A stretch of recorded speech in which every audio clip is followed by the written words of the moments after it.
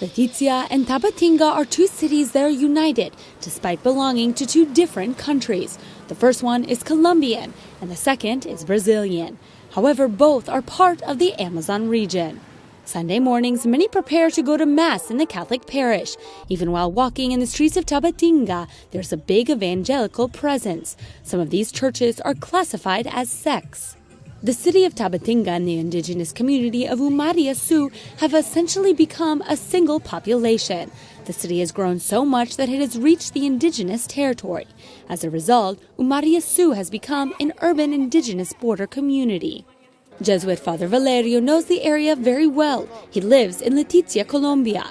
However, when the neighboring communities need him, he travels to celebrate Sunday Mass. On this occasion, he went to Brazil, to Umariasu number 1. Umariasu number 2 is the other part of the community, where there are few Catholics. This is because most of the people have become evangelicals. The diminishing presence of the church has caused other churches to enter the indigenous communities.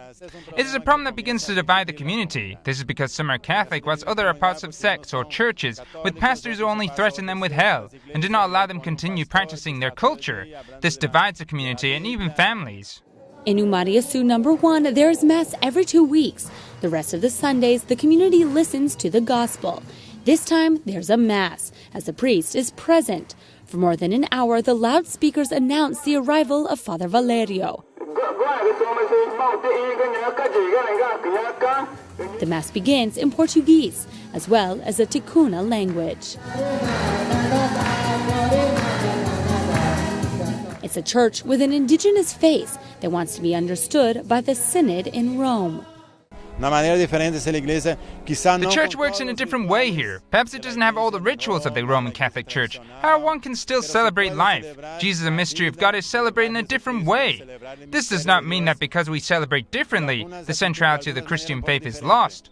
One does not lose the centrality of the mystery. One does not lose the centrality of the presence of Jesus. That's why the Synod has to look affectionately with a different view. The church in the Amazon cannot be equated with the church in Europe. It is different. It is not another church. It is different. This Brazilian Jesuit is also part of the Pan-Amazonian Jesuit Service and the Pan-Amazonian Ecclesial Network. As a frontier priest, Father Valerio has contact with communities in Brazil and Colombia, such as this one in Monia Mena. Here, Yucana and Huitoto ethnic groups live together. Almost all its members are baptized Catholics, and there are some evangelical families. Maloca is a place for spiritual and community life. Last February, a meeting promoted by REPAM was held there. Father Valerio was present during the meeting with heads of different indigenous communities to consult about the challenges facing survival in the Amazon region. Several members of Elver's community also participated in the meeting. During it, they drew some conclusions for the October meeting in Rome. We want our struggles to be made known at the Synod. We want them to know how we fight for our lives, for our coexistence with the environment, for our territory.